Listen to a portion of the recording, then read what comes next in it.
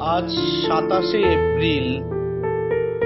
আজ শকুন্তলা শ্রী শ্রী রক্ষা কালী মাতার মহাপূজা পূর্ণগড়ে হুগলির ঐতিহ্যবাহী মায়ের পূজা 135তম বর্ষে পদার্পণ করেছে।